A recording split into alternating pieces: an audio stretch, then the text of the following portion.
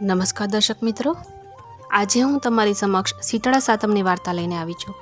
તો સ્વાગત છે તમારું મારી ચેનલ પૌરાણિક કથા ટીવી પર.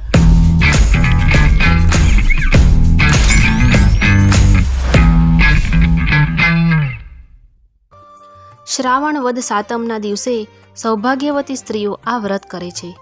વ્રત કરનારે સવારે વહેલા ઉઠી ઠંડા પાણીથી નાહવું તથા આખો દિવસ ટાઢો ખાવું.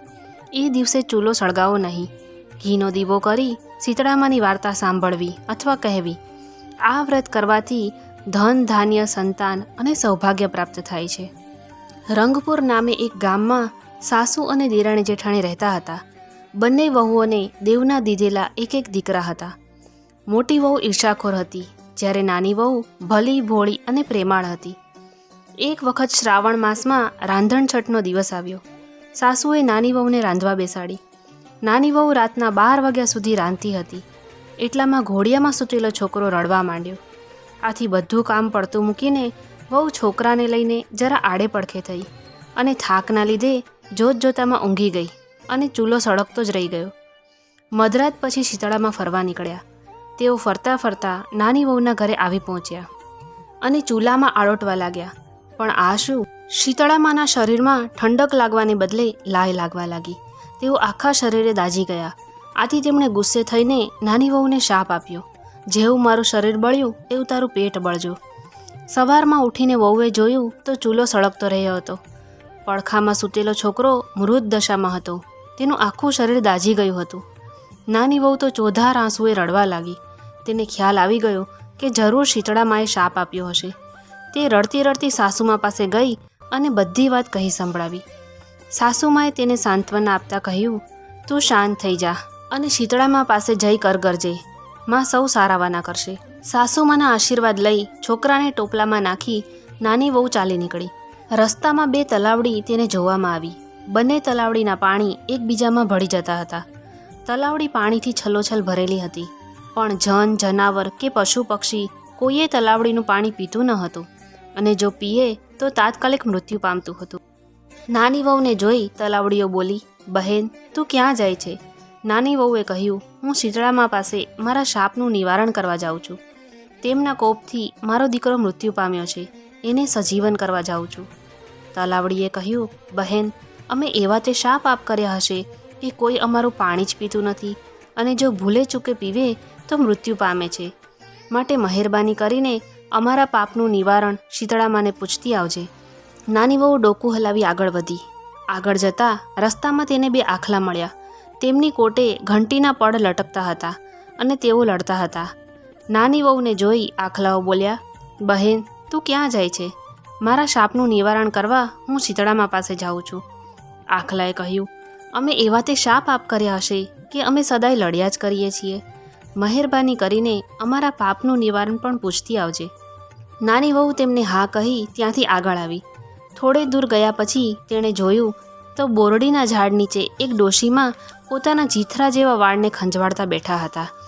ડોશી વહુને પોતાની તરફ આવતી જોઈને કહેવા લાગી, બહેન આમ હાંફળી ફાંફળી ક્યાં જાય છે અને આ ટોપલામાં શું લઈ જાય છે? નાની વહુ તેમની પાસે આવી એમને સઘળી વાત જણાવી. ડોશીમાં તો જાણે કંઈ સાંભળ્યું જ ના હોય એમ પોતાના સ્વાર્થની વાત કરતા કહેવા લાગ્યા, અલી જરા મારું માથું જોઈ આપને, ક્યારની જુઓ વિતાડ્યા કરે છે. વહુ દયાળુ હતી. તેને શીતળામા પાસે જવાની ઉતાવળ હતી, છતાં તે પોતાના દીકરાને ડોશીના ખોળામાં મૂકી તેની જુઓ વીણવા બેઠી. થોડી વારે ડોશીમાની ખંજવાળ મટી ગઈ. તેમણે નાની વહુને આશીર્વાદ આપતા કહ્યું, જેવું મારું માથું ઠર્યું એવું તારું પેટ ઠરજો. આટલું બોલતામાં તો ચમત્કાર થયો. ડોશીમાના ખોળામાં રહેલો છોકરો સજીવન થઈ ઉઠ્યો. વહુ આશ્ચર્ય પામી. તેને ખાતરી થઈ કે આ ડોશીમાં બીજું કોઈ નહીં પણ શીતળા માતા છે. આથી તેમના પગે પડી. ત્યારબાદ વહુએ તલાવડીઓના શાપનું નિવારણ પૂછતા શીતળામા બોલ્યા, બેટી પૂર્વજન્મમાં તેઓ બંને શોક્યો હતી. આથી તેઓ રોજ ઝઘડ્યા કરતી હતી. કોઈને શાક છાશ આપે નહીં અને આપે તો પાણી નાખીને આપે. આથી એમનું પાણી કોઈ પીતું નથી, પરંતુ તું એમનું પાણી પીજે એટલે એમના પાપોનો નાશ થશે. એ પછી વહુએ આખલાઓના શાપ વિશે પૂછ્યું.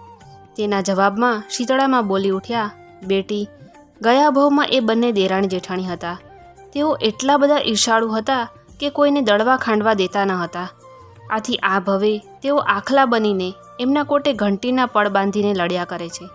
તું એમના કોટેથી ઘંટીના પડ છોડી નાખજે, આથી એમનું પાપ દૂર થશે. નાની વહુ ખુશ થતી શીતળામાના આશીર્વાદ લઈ છોકરાને લઈને પાછી ફરી. રસ્તામાં તેને પેલા આખલા મળ્યા. વહુએ તેમને શીતળામાની વાત કહી સંભળાવી અને એમની ડોકેથી ઘંટીના પડ છોડી નાખ્યા. આથી તેઓ લડતા બંધ થઈ ગયા. આગળ ચાલતા તલાવડીઓ પાસે વહુ આવી પહોંચી. તેમને પણ વહુએ શીતળામાની વાત કહી સંભળાવી અને એમના શાપના નિવારણ રૂપે તેમાંથી ખોબો ભરીને પાણી પીધું. ત્યારબાદ સૌ કોઈ પાણી પીવા તલાવડી પાસે આવી પહોંચ્યા. વહુ ખુશ થતી છોકરાને લઈને ઘેર આવી પહોંચી. સાસુમાં છોકરાને જીવતો જોઈ ખૂબ ખુશ થયા, પણ જેઠાણી ઈર્ષાથી બળીને રાખ થઈ ગઈ. બીજા શ્રાવણ માસમાં રાંધણ છઠ આવી ત્યારે જેઠાણીને થયું કે હું પણ દેરાણી જેવું જ કરું, આથી મને પણ શીતળામાના દર્શન થશે. એ તો રાત્રે ચૂલો સળગતો રાખીને સૂઈ ગઈ. મધરાત થતાં શીતળામાં ફરતા ફરતા ત્યાં આવી પહોંચ્યા અને ચૂલામાં આળોટવા લાગ્યા.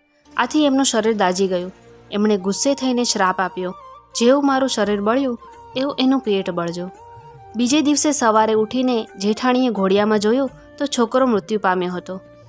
આ બનાવથી દુઃખી થવાને બદલે જેઠાણી ઉલટાની ખુશ થઈ અને તે પણ દેરાણીની પેઠે છોકરાને લઈને ચાલી નીકળી. રસ્તે ચાલતા બે તલાવડીઓએ પૂછ્યું, બહેન ક્યાં જાય છે? જેઠાણીએ મોં મચકોડતા કહ્યું, તમારે શી પંચાત? જોતા નથી મારો દીકરો મરી ગયો છે ને હું શીતળામા પાસે જાઉં છું. તલાવડીએ કહ્યું, બહેન અમારું પણ કામ કરતી આવજે ને. જેઠાણીએ ધડ લઈને ના કહી અને ત્યાંથી આગળ વધી. આગળ જતાં રસ્તામાં બે આખલા મળ્યા. તેમણે પણ પોતાનું કામ કરવા જેઠાણીને કહ્યું, પરંતુ જેઠાણીએ એમને પણ નન્નો સંભળાવી દીધો. આગળ જતાં બોરડીના ઝાડ નીચે ડોશીના સ્વરૂપે શીતળામાં માથું ખંજવાળતા બેઠા હતા. તેમણે મોટી વહુને માથું જોઈ આપવા કહ્યું. આથી તેણે ગુસ્સે થઈને ડોશીને સંભળાવી દીધું કે હું કંઈ તારા જેવી નવરી છું તે તારું માથું ખંજવાળ્યા કરું? જોતી નથી મારો છોકરો મરી ગયો છે? આમ છણકો કરીને તે તો ત્યાંથી ચાલી નીકળી. આખો દિવસ તે રખડી પણ ક્યાંય શીતળામાનો ભેટો ન થયો. જંગલના ઝાડવે ઝાડવા ફરી વળી પણ જેઠાણીને ક્યાંય શીતળામાં જોવા ન મળ્યા. આથી રોતી કકડતી છોકરાને મરેલો જોઈને ઘેર પાછી ફરી. હે શીતળામાં, જેવા દેરાણીને ફળ્યા તેવા સૌને ફળજો. જય શીતળામાં. આવા જ ધાર્મિક વિડીયો જોવા માટે મારી ચેનલને સબસ્ક્રાઈબ કરો.